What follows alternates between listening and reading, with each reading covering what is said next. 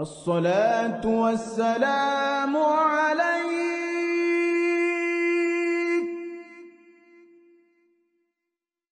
يا إمام المجاهدين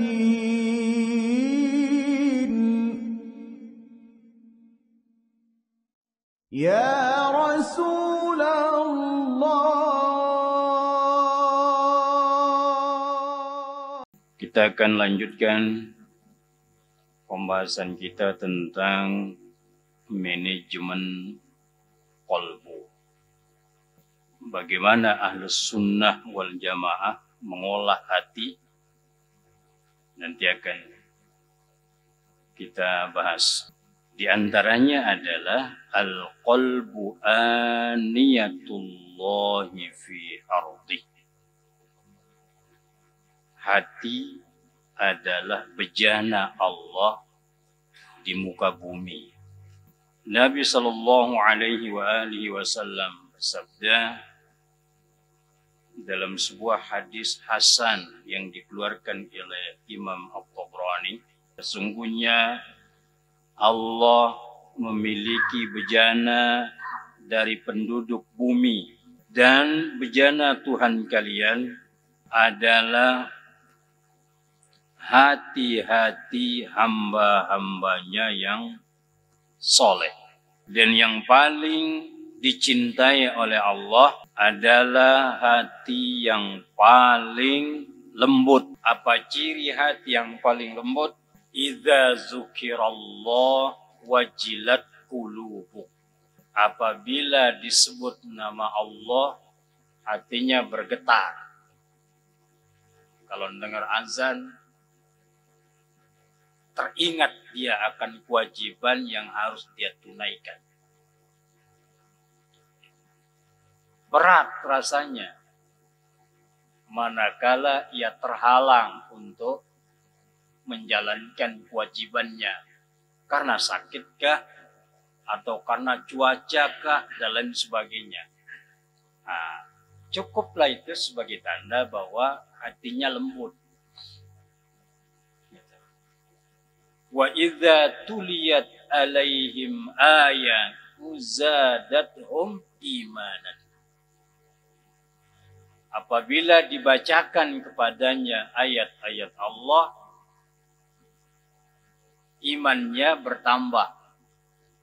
Itu ciri hati yang lembut. Kalau dibacakan ayat-ayat Allah, hadis-hadis Nabi, ya, perkataan-perkataan para ulama, imannya bertambah. Sebab penyakit hati ini tidak ada rumah sakitnya, Pak. Kalau jantung ada nggak? Ada rumah sakit jantung nggak? Hati nggak ada. Rumah sakit hati itu ini nih, masjid. Ini rumah sakitnya, Pak. Rumah sakit hati, masjid, majelis-majelis ilmu, itu rumah sakitnya. Dokternya adalah para ulama, perawatnya, susternya adalah bergaul dengan orang-orang soleh. Itu nggak ada obatnya kecuali itu. Rumah sakitnya masjid, dokternya para ulama, kemudian susternya, perawatnya adalah bergaul dengan orang-orang soleh. Obatnya ibadah. Ibadah. Nanti kita rinci. Kemudian hati adalah sari'ut taqal. Hati itu cepat berubahnya. Cepat berubahnya. Ini yang perlu kita tahu. Hati itu perubahannya cepat. Karena hati itu cepat berubah, maka berulang-ulang saya sampaikan di tempat ini, di antara doa yang harus selalu kita panjatkan apa? Ya muqallibal qulub, sabbit qalbi ala dini. Wahai zat yang suka membolak-balikkan hati, tautkanlah hatiku pada agamamu. Berkata Nabi sallallahu alaihi wasallam kepada Ummu Salamah, "Ya Ummu Salamah, anak-anak Adam itu hatinya itu di antara jari jemari Allah." Di hati-hati manusia itu ada di antara jari jemari Allah. Allah berkuasa membolak-balikkan sebagaimana ia berkehendak. Menjadi penting doa tadi itu menjadi wirid kita setiap saat.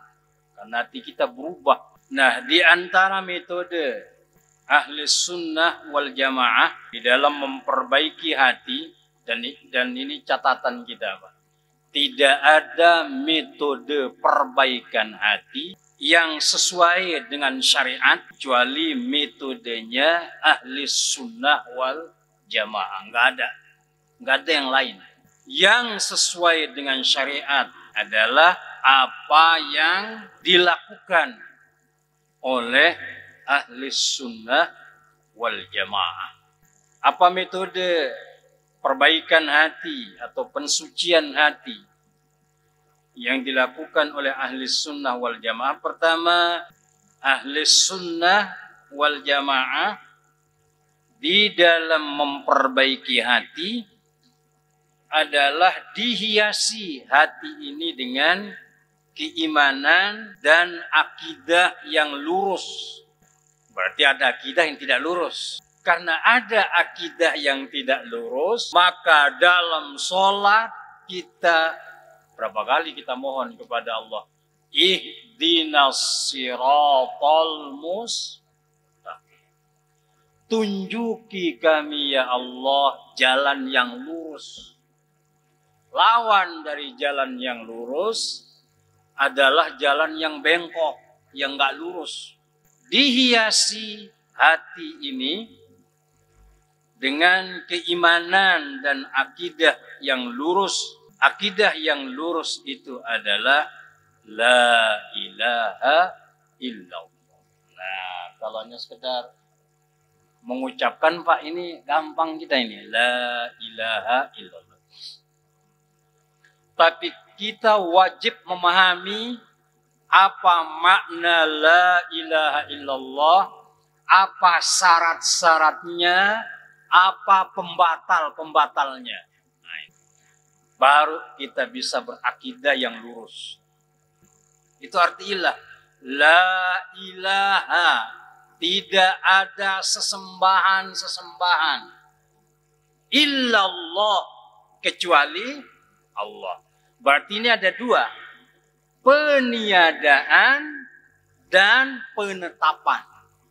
La ilaha itu namanya peniadaan. Tidak ada ilah.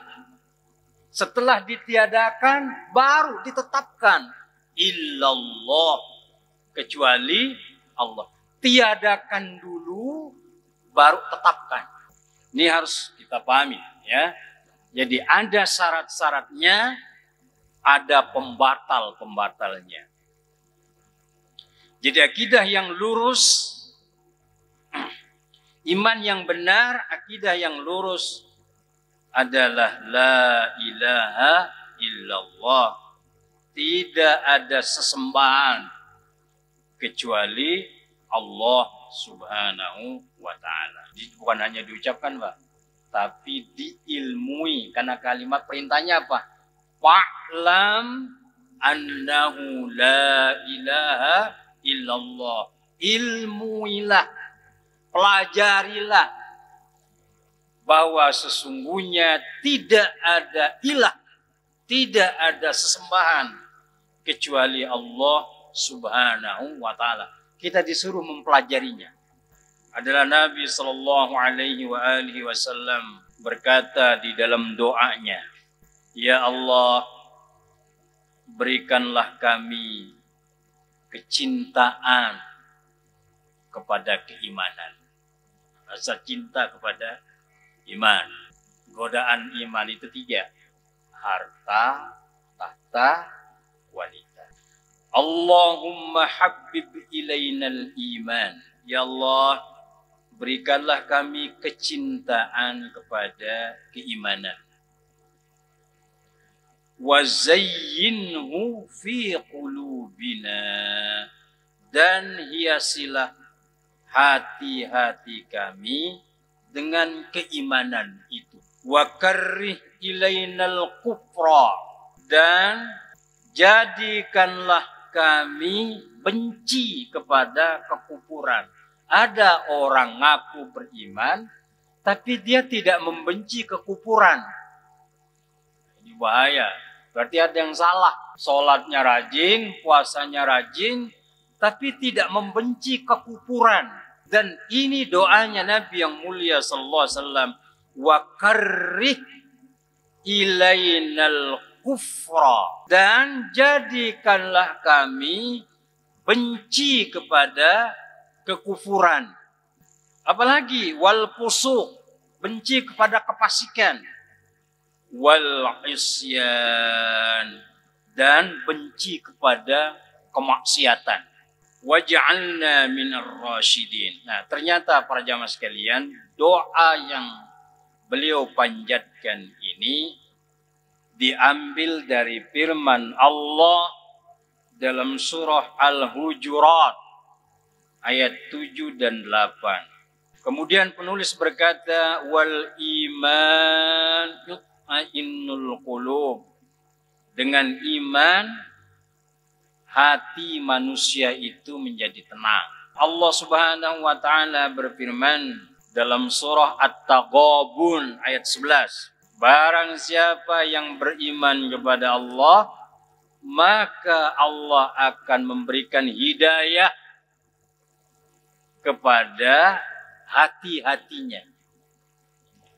Hidayah kepada hati. Syaratnya apa? Beriman kepada Allah. Nah, ini juga rinciannya luas, Pak. Iman kepada Allah. Sebagaimana tadi, la ilaha illallah memiliki syarat, memiliki pembatal-pembatalnya. Nah, karena kita nggak tahu, jangan-jangan udah batal la ilaha illallah kita ini. Dengan apa? Dengan perbuatan kita dan ucapan kita. Jangan-jangan udah batal. Begitu juga dengan iman. Apa itu iman? Wal imanu huwa qaulun bil lisan. Iman itu ucapan dengan lisan. Kemudian wa'tiqadun fil qalb. Keyakinan di dalam hati, diucapkan dengan lisan, diyakini dengan hati, wa amalun bil jawarih, dan dibuktikan dengan amal perbuatan. Itu iman. Kemudian hati itu yazidu bit ta'ah wa yanqusu bil maksiyah. Iman itu bertambah dengan ketaatan dan berkurang dengan maksiat. Karena itu obatnya, Pak. Obat hati itu iman dan takwa. Dokternya para ulama. Maka jangan jauh-jauh dari masjid. Kalau nggak terpaksa sekali, ya, jadikan masjid sebagai rumah kedua kita.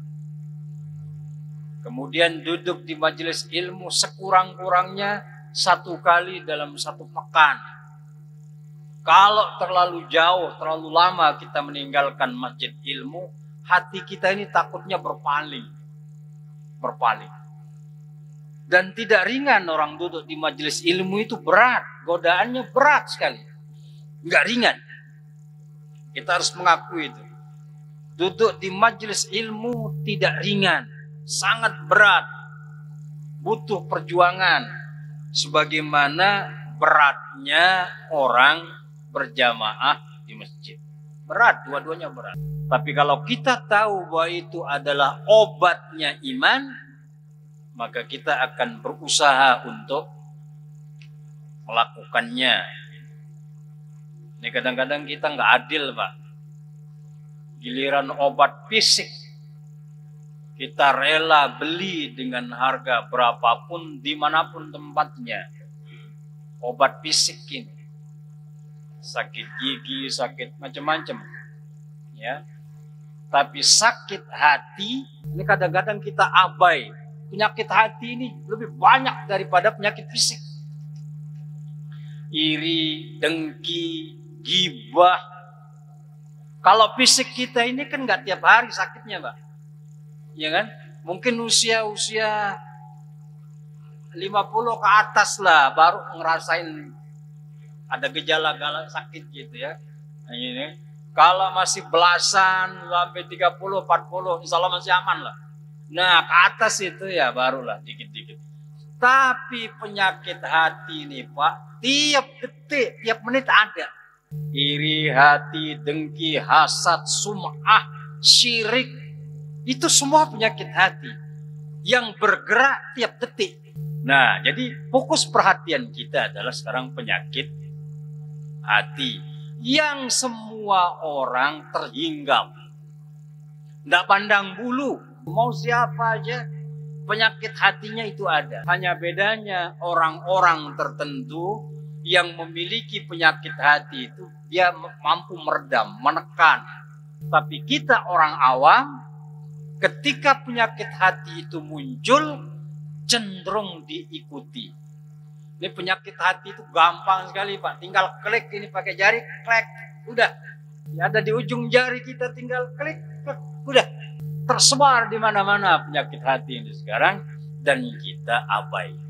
Nah, mudah-mudahan dengan taklim ini ya, kita ingat bahwa yang paling penting penyakit hati. Nggak ada orang masuk neraka karena bengek, kanker, leper, nggak ada. Ya, isi neraka itu rata-rata adalah penyakitnya apa? Hati. Ketika Rasulullah Sallallahu Alaihi Wasallam di Isra Mi'rajkan, beliau melewati neraka. Di neraka itu beliau melihat ada orang yang kukunya terbuat dari tembaga, kuku terbuat dari tembaga. Yang dengan kukunya itu dia mencakar-cakar mukanya sendiri, Pak. Kemudian Nabi SAW bertanya kepada Jibril, man haula ya Jibril, siapa gerangan orang itu Jibril? Jibril menjawab, haula illadzi yaqumun nas wa yaqauna fi aqdihim. Itulah manusia yang selalu memakan bangkai saudaranya sendiri. Apa penyakitnya? Gibah. Gibah, ngomongin orang. Penyakit badan ini, manakala kita sabar menerimanya, ikhlas menerimanya, justru sebagai pelebur dosa. Nah, maka doa kita kepada Allah, ya Allah, berikanlah hamba keikhlasan dan kekuatan manakala engkau menimpakan musibah kepada hamba. Iman itu adalah memiliki rukun. Pertama, beriman kepada Allah. Al-imanu an tu'mina billahi. Beriman kepada Allah. Apa yang harus kita imani tentang Allah ini? Sifatnya. Sifatnya. Satu. Banyak sekali. Allah itu memiliki sifat. Sifat Allah itu apa? Istiwa alal arsh.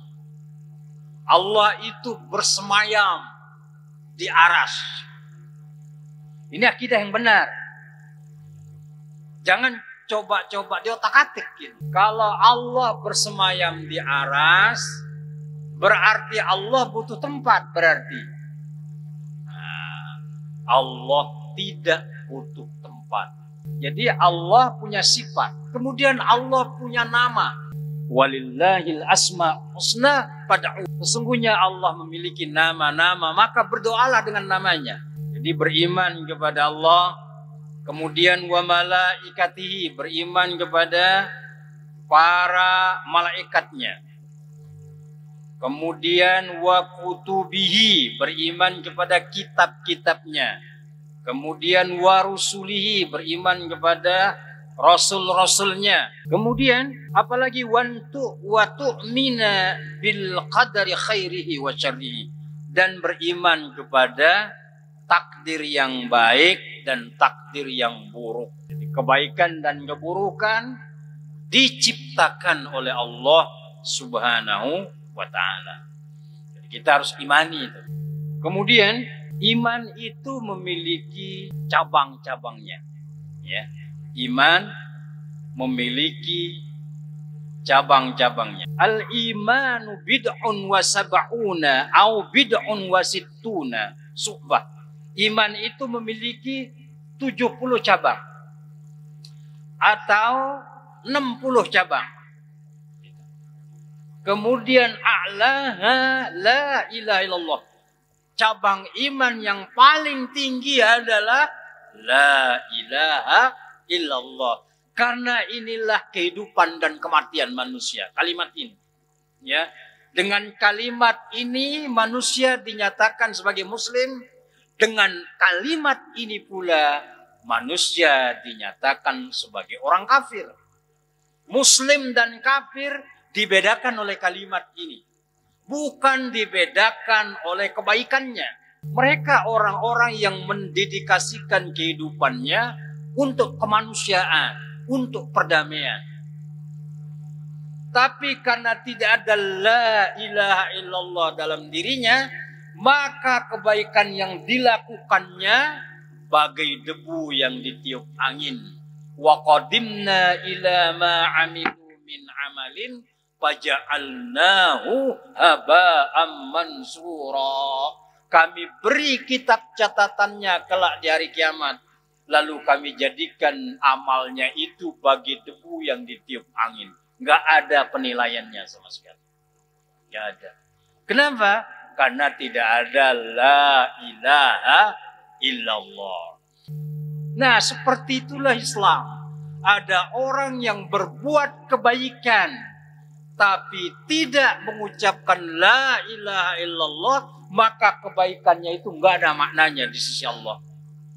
Kemudian itu cabang iman yang paling tinggi adalah la ilaha illallah. Wa adnaha imatatul adza 'anit thariq. Dan yang paling rendah cabang iman itu adalah menyingkirkan duri dari jalan. Itu sebabnya Pak, dalam tinjauan syariat nggak boleh orang parkir mobil di jalanan, itu nggak boleh. Nggak boleh. Ya. Maka yang bagus umat Islam itu bikin garasi dulu baru punya mobil. Kalau bagian cabang iman yang paling rendah saja adalah menyingkirkan duri dari jalan, ini mobilnya ngalangin jalan. Gimana tuh Pak? Maka orang Islam itu tertib, parkirnya di sini ya parkir di situ gitu. Kemudian wal haya untuk suhbatul iman. Malu adalah bagian dari iman. Ini metode ahli sunnah wal jamaah di dalam perbaikan hati. Yang kedua, metode ahli sunnah di dalam manajemen qalbu, perbaikan hati, ayyunawwirahu bil Qur'anil Karim. Nah, ini obatnya Pak, obat hati. Ya. Obat penyakit hati itu adalah diberikan cahaya hati kita ini dengan apa? Dengan membaca Al-Quran. Cahaya hati. Ya. Kalau baca koran mungkin otak kita yang cerdas Pak. Baca koran, baca buku-buku dunia, otak kita ya cerdas. Tapi bisa menumpulkan hati. Yang hemat saya dua-duanya jalan. Informasi dunia mungkin penting gitu. Tapi Al-Quran jangan ditinggalkan. Allah Subhanahu wa ta'ala berfirman dalam surah Yunus ayatnya 5758. Wahai manusia, sungguh telah datang kepadamu pelajaran dari Tuhanmu. Pelajaran di sini maksudnya apa? Al-Quran. Karena Al-Quran berisi pelajaran. pelajaran tentang kehidupan dunia dan pelajaran tentang kehidupan akhirat. Ada yang nanya, kalau pelajaran tentang kehidupan dunia, ada nggak cara bikin kue dalam Al-Quran, Pak? Ada nggak cara bikin kolak? Ada, Pak. Mana ayatnya? Fas'alu ahla zikri in kuntum ta'lamun. Tanya kepada yang tahu kalau kamu nggak tahu. Itu ayatnya. Itu ayat bikin kolak, ayat bikin kopi itu. Ya, fas'alu ahla zikri in kuntum la ta'lamun. Tanya kepada yang tahu kalau kamu nggak tahu. Ya, jadi wahai manusia, telah datang kepadamu pelajaran, mau'izah mir rabbikum, dari Tuhanmu, wa syifa'ul lima fis sudur, dan penyembuh bagi penyakit yang ada di dada. Jadi Al-Quran ini di samping menjadi petunjuk, juga dia menjadi obat penyembuh, ya, yang menyembuhkan nifak, iri hati, dengki tadi itu. Disembuhkan oleh dengan kita membaca Al-Quran. Wahudan wa rahmatul lil mu'minin, petunjuk serta rahmat bagi orang yang beriman. Kemudian katakanlah hai Muhammad, dengan karunia Allah. Apa yang disebut dengan karunia Allah di sini? Iman. Qul bi fadlillahi ay bil iman. Katakanlah hai Muhammad, dengan karunia Allah Subhanahu wa taala, artinya dengan iman. Wa bi rahmatihi, dan dengan rahmatnya. Apa rahmat Allah di sini? Al-Qur'an. Ya, Al-Qur'anul Karim. Hendaklah dengan itu, dengan iman dan dengan Al-Quran, mereka bergembira, dan itu lebih baik dari apa yang mereka kumpulkan. Terakhir, para jamaah sekalian, Allah Subhanahu wa taala berfirman dalam surah Al-Anfal, "Innamal mu'minun alladzina iza dzukirallahu wajilat qulubuhum." Orang mukmin yang hatinya lembut, ya, apabila disebut nama Allah hatinya bergetar. Wa idza tuliyat alaihim ayatuhu zadathum imanan. Apabila dibacakan kepadanya ayat-ayat Allah, imannya nambah. Nah, sekarang ketika kita duduk di sini, iman nambah apa tidak? Kalau ada rasa tambahan, mudah-mudahan kita termasuk yang memiliki iman dan yang memiliki hati yang lembut. Tapi kalau nggak ada bekasnya, malah tambah keras hati kita. Nah, kita cepat-cepat beristighfar kepada Allah Subhanahu wa taala. Karena ini barometernya, Pak. Nyaman nggak kita duduk di sini? Kalau nyaman, insya Allah hati kita lembut. Gitu. Karena ini rumah sakit jiwa. Kemudian wa ala rabbihim yatawakkalun, dan hanya kepada Allah lah orang-orang yang beriman itu bertawakal, diserahkan kepada Allah Subhanahu wa taala. Demikian para jamaah sekalian,